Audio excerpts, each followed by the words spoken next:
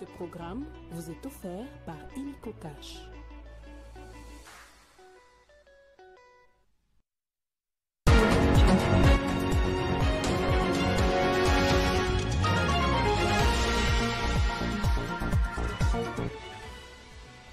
Félix Tshisekedi est arrivé cet après-midi à Mbuji-Mayi dans le Kasaï oriental. Comme partout où il va maintenant, Félix Tshisekedi s'est adressé à la population au terrain Bonzola, mais sur place, il visitera plusieurs infrastructures en construction dans la province. Absents du pays depuis plusieurs mois, les opposants Joseph Kabila et Moïse Katumbi se sont rencontrés à Addis Abeba. Selon un communiqué de presse signé Olivier Kamitatou, les deux leaders qui appellent à l'unité nationale en ce temps de crise sécuritaire ainsi que socio-économique dénoncent surtout ce qu'ils appellent une dérive totalitaire dans le comportement du régime Tshisekedi. Et à Gaza, une frappe israélienne a tué 5 journalistes palestiniens devant un hôpital. Les opérations aériennes et terrestres menées par Israël ont en revanche entraîné la mort de plus de 45 000 personnes. Le point sur l'actualité. Merci de nous rester fidèles. Après Kananga, le chef de l'État a atterri ce jeudi à Mbuji-Mayi, chef-lieu de la province du Kasaï oriental.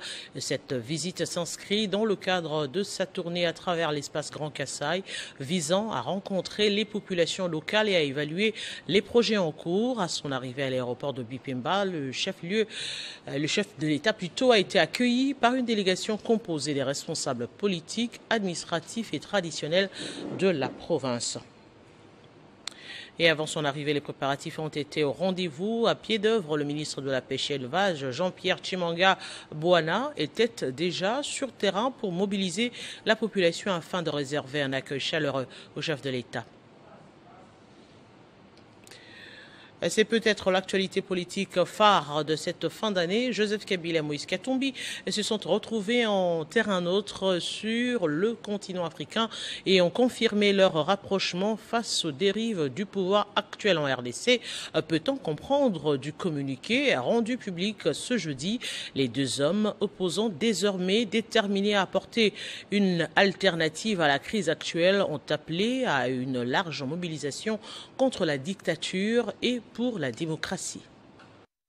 Après plusieurs rumeurs, maintenant on peut en avoir le cœur net. Joseph Kabila et Moïse Katumbi se sont rencontrés et ont discuté de la situation politique en RDC. De cette rencontre n'a fuité qu'une seule photo. Les deux opposants se sont vus selon un communiqué final à Addis Abeba en Éthiopie. D'entrée des jeux, le ton est clair. Le pays connaît une grave crise politique, sécuritaire et socio-économique, disent-ils. L'ancien président de la République et l'ancien gouverneur de la toute-puissante province du Katanga ont lancé un appel pressant à la paix et à l'unité nationale. Pour eux, le chaos actuel est tel que certains se sont radicalisés contre leur propre pays. Les deux personnalités se sont montrées solidaires des populations victimes des choix politiques désastreux du pouvoir en place, dit les communiqués, et se sont aussi montrés reconnaissants des initiatives africaines de Nairobi et de Luanda.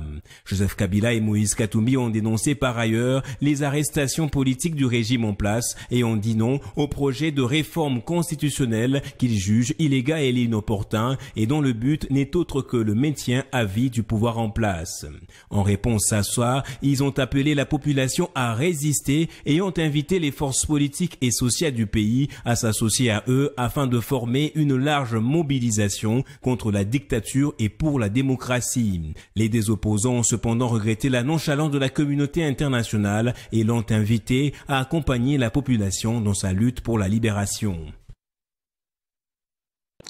Mais alors, comment comprendre ce rapprochement entre les deux hommes, Joseph Kabila et Moïse Katumbi?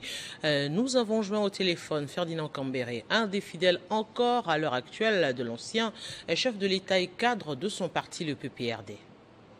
Ils ont dénoncé, en même temps, ils ont profité pour dénoncer les graves violations des droits fondamentaux des citoyens.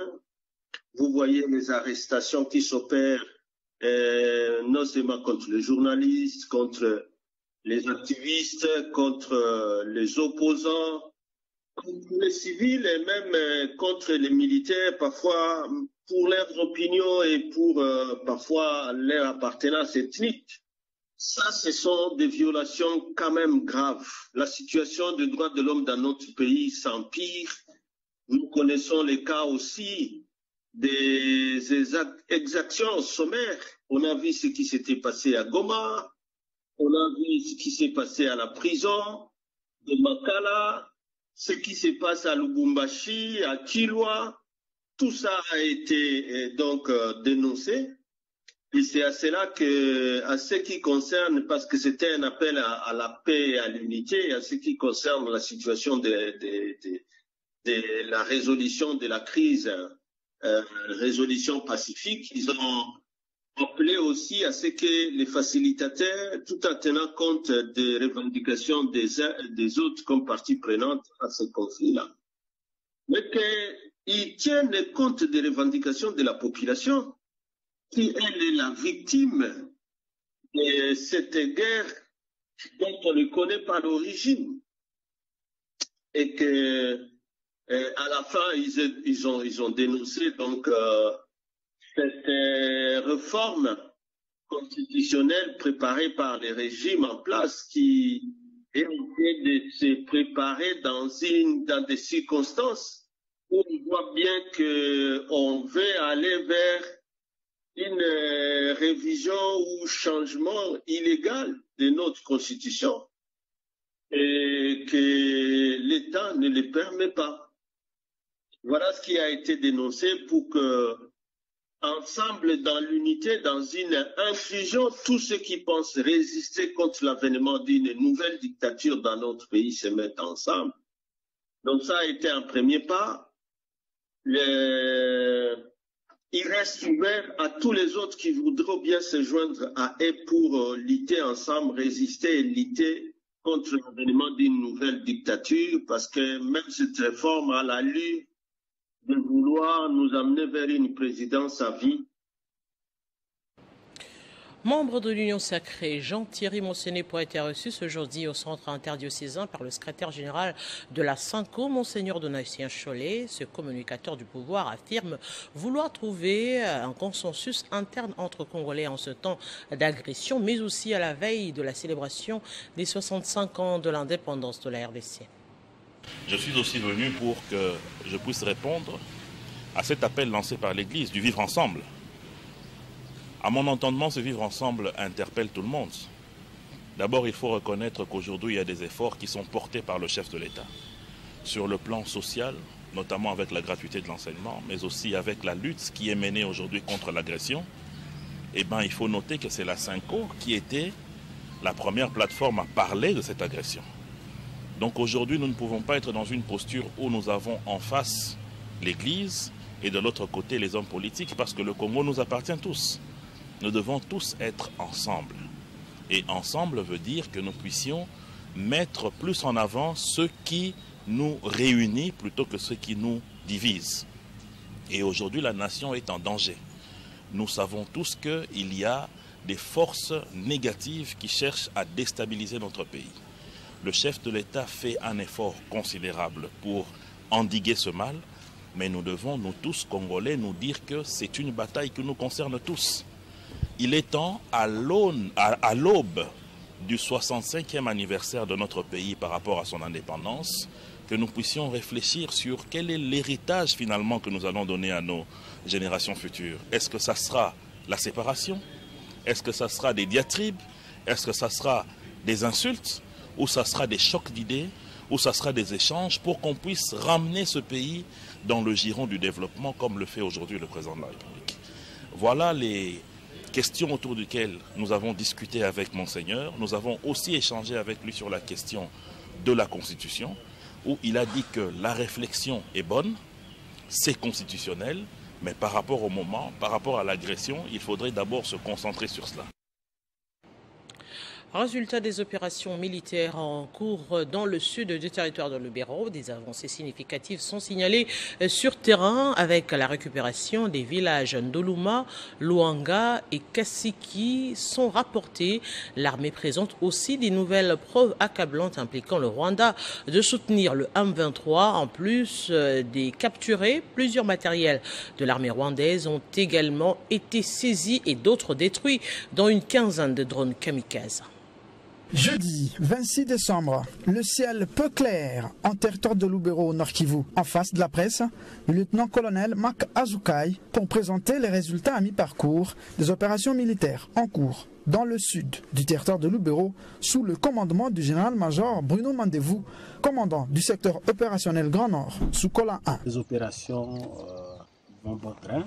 Nous sommes en train d'affronter l'armée rwandaise à travers son unité spéciale.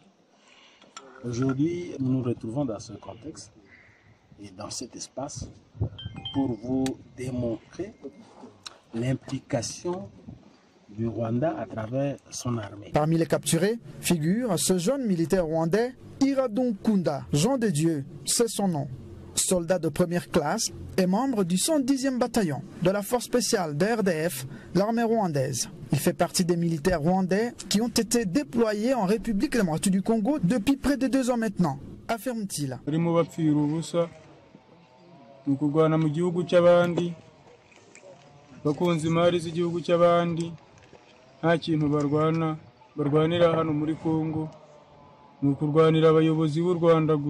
Nous avons été déployés en RDC par notre président Paul Kagame afin d'attaquer la menace sécuritaire contre le Rwanda qui sont les FDLR se trouvant sur le sol congolais, déclare-t-il. Blessé au combat avant d'être capturé, ce jeune soldat rwandais de 22 ans est bien pris en charge par les forces armées de la République démocratique du Congo, respectueuse des principes du droit international humanitaire.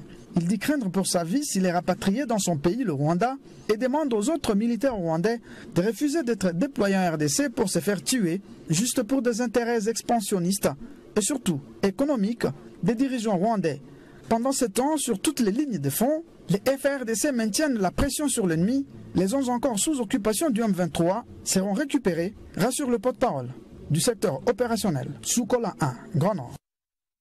Et puis les forces armées de la RDC ont réussi à mettre la main sur les présumés bandits auteurs de l'assistance, de l'assassinat cette semaine de 2 déplacés de guerre du site de Boulengo. Il s'agit d'un groupe des éléments armés se faisant passer pour des Wazalendo qui étaient présentés ce jeudi. D'autres bandits armés auteurs d'assassinats dans le territoire de Nyiragongo ont également été présentés à l'autorité urbaine et à la presse par la 34e région militaire. Avec leurs armes de guerre, ces faux Wazalendo, auteurs de plusieurs cas de sécurité dans la ville de Goma et au sein des cas de déplacés de guerre, ont été présentés à la presse. D'autres bandits toujours armés, dont un jeune qui s'est fait nommer Kagame, ont été aussi présentés. Les services de sécurité leur reprochent plusieurs faits. Selon les maires de la ville de Goma, le commissaire supérieur principal Kapend Kamand Faustin. Aujourd'hui, nous avons mis la main sur le présumé assassin de 2 femmes il y a 48 heures au Kamboulengo et ceux qui ont tué à Kiziba 2 sur le territoire de Nyiragongo. Ils sont là. Le présumé assassin de déplacés de guerre dans le camp Samsam, quartier Mugunga. Ils sont là avec leurs armes et ils reconnaissent leur forfait. Ces présumés criminels armés ont été mis à la disposition de la justice. Occasion pour l'autorité urbaine de lancer un message à ceux qui ne croient pas au bien fondé de ces différentes présentations de bandits. Aux structures de société civile dans sa diversité, de ne pas nous distraire. Ensemble, nous pouvons démanteler tous les réseaux. Il y en a qui sont contre cette présentation, que nous trouvons pédagogique. Les biens volés, dont des motos, ont été remises directement à leurs propriétaires qui salue le travail fait par les services de sécurité qui restent très déterminés à sécuriser les personnes et leurs biens. Réunis en plénière mardi 24 décembre, les élus provinciaux de la ville de Kinshasa ont à l'unanimité approuvé le projet d'édit budgétaire du gouvernement provincial pour l'exercice 2025. Seul un député s'est abstenu lors du vote. L'Assemblée provinciale a jugé à la quasi-unanimité recevable le projet d'édit budgétaire exercice 2025 du gouverneur Daniel Bumba.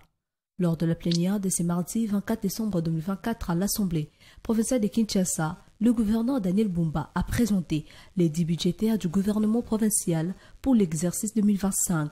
Un seul député s'est abstenu lors du vote sur les 48 députés que compte l'APK. À en croire le premier citoyen de la ville, la répartition des crédits dans le cadre du présent projet d'édit budgétaire repose sur les principaux axes de gouvernance, socle du programme d'action du gouvernement provincial dénommé Kinshasa et Zobonga. Il s'agit notamment de la sécurité qui revient à 15%, assainissement, valorisation de déchets et protection de l'environnement et embellissement qui vaut 16%, voirie, mobilité, aménagement, extension de la ville et construction de bâtiments de la ville qui vaut 24,4%, numérisation et digitalisation revient à 5%, gouvernance financière revient à 10,4%, 4,2% pour la gouvernance administrative, éducation et santé revient à 8%, économie et développement vaut 8%, emploi, culture, sport et jeunesse vaut 6,5% et 2,6% revient à la gouvernance stratégique. Déclaré recevable par l'Assemblée plénière, le projet d'édit budgétaire du gouvernement provincial pour l'exercice 2025 a été remis à la commission ECOFIN pour analyse très approfondie qui doit prendre 2 jours. Et face à l'urgence de la situation, les députés provinciaux du Haut-Katanga ont décidé d'accélérer les investigations sur la pollution du lac Tchombe et de la rivière Lubumbashi. Une session extraordinaire sera organisée dès le 30 décembre pour examiner le rapport de la commission spéciale et écouter toutes les parties prenantes de ce dossier qui défraie la chronique dans la province. Présidée par l'honorable Kaboumwamba Michel, la session plénière du 26 décembre 2024 est tenue dans la salle des plénières du nouveau bâtiment de l'Assemblée provinciale du Haut-Katanga s'est achevée rapidement, en moins d'une demi-heure. L'ordre du jour comportait 2 points, à savoir l'adoption du rapport de la commission spéciale chargée d'enquêter sur la spoliation du lac Tchombe et de la rivière Lubumbashi, ainsi que la répartition des locaux dans les bâtiments de l'Assemblée provinciale. Concernant le premier point, le président de l'organe délibérant a constaté l'absence de plusieurs parties prenantes. Honorable Président, lors de la séance plénière dernière, vous avez promis aux honorables députés que nous sommes que ces rapports sera bel et bien exposés, mais aussi que toutes les parties prenantes et les personnes impliquées dans ces dossiers répondraient présentes à cette séance plénière. Je suggère que les parties impliquées et concernées par ces dossiers soient présents afin que nous puissions continuer avec l'exposé de ces rapports. Une situation qui a été approuvée par les députés provinciaux.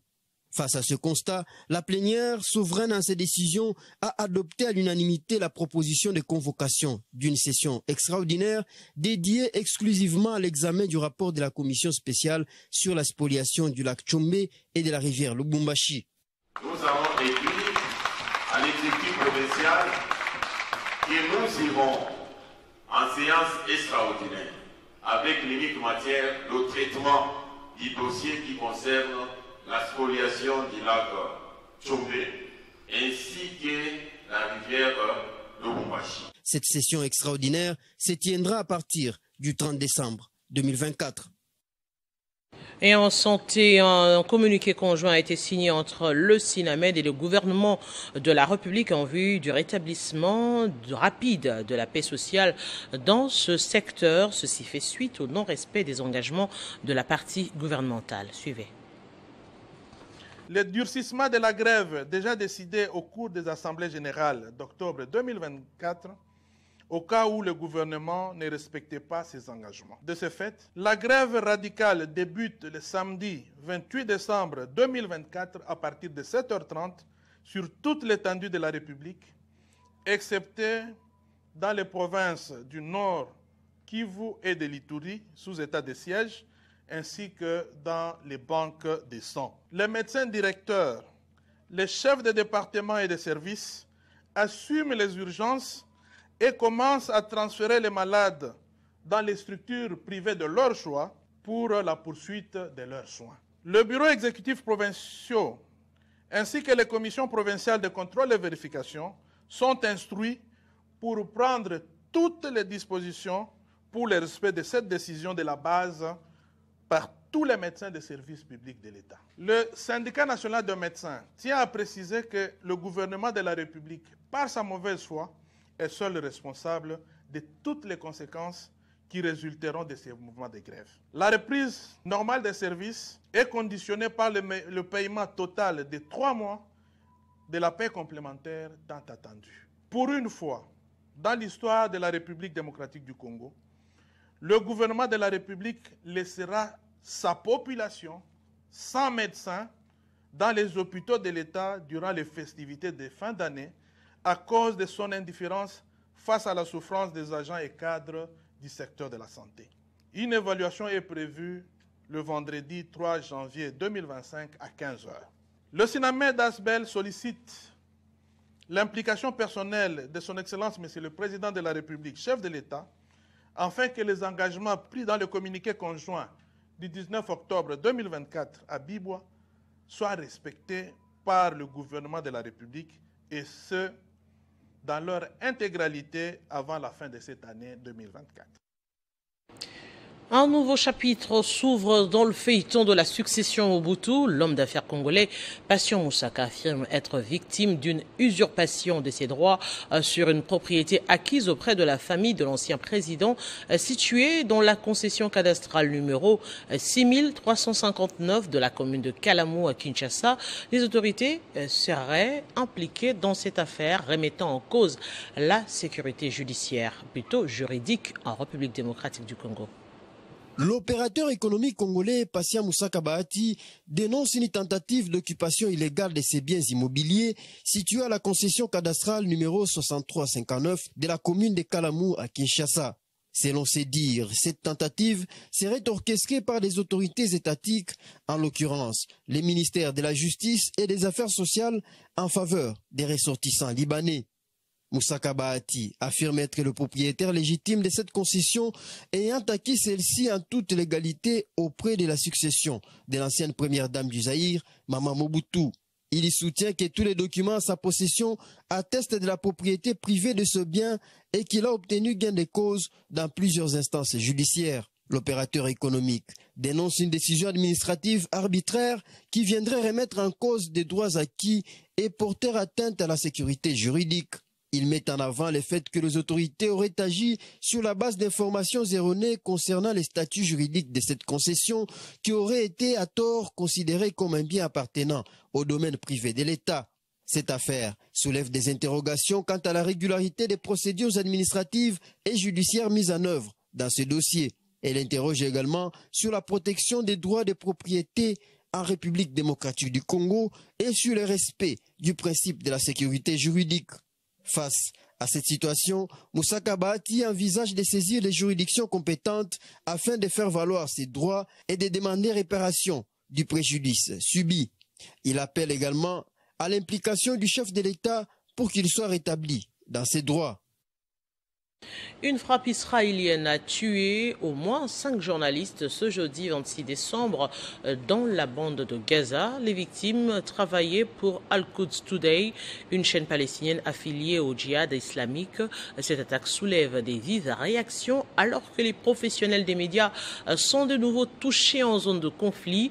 L'armée israélienne, de son côté, a déclaré avoir visé une cellule du groupe armé djihad islamique. Cette frappe s'inscrit dans un contexte de tensions persistantes dans la région où les attaques ciblées se multiplient. Les organisations internationales appellent à la protection des journalistes dans les zones à haut risque. Et puis la Société nationale des chemins de fer du Congo, SNCC, adresse ses meilleurs vœux au président de la République, Félix-Antoine Tshisekedi, à la première ministre Judith Suminwa et aux députés nationaux, ainsi qu'aux membres du Conseil supérieur de la magistrature.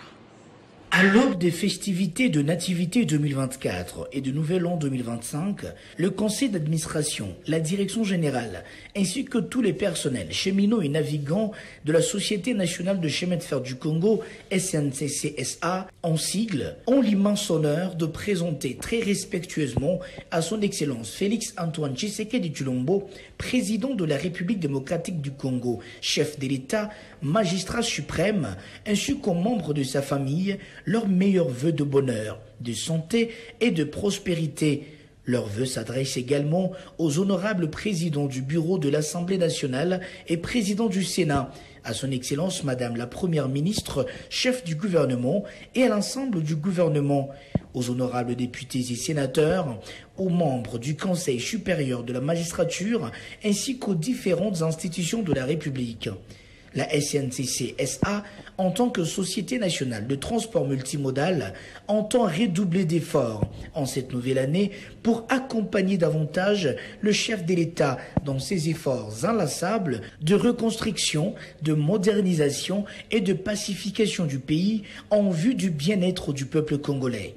En cette heureuse occasion, le cheminot s'offre l'opportunité d'exprimer à l'endroit de son auguste personne leur profonde gratitude pour ses actions soutenues sans cesse et dont ils bénéficient dans le cadre du vaste programme de redressement et de modernisation de la SNCC-SA.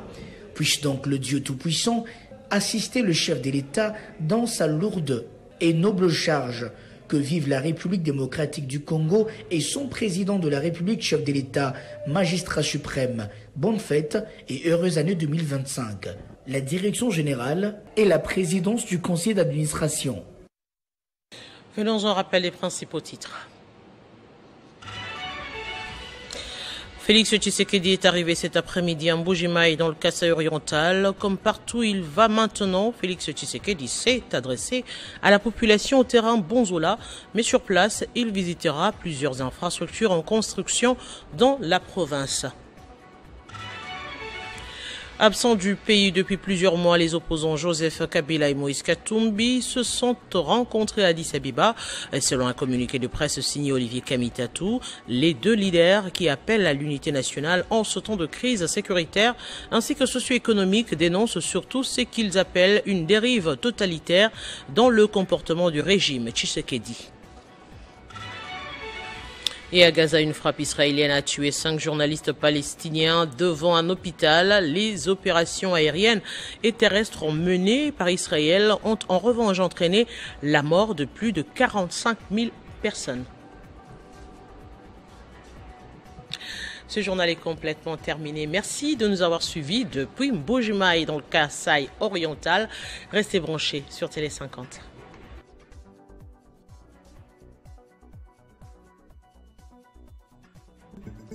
Retrouvez toute l'actualité en continu sur www.tele50.cd.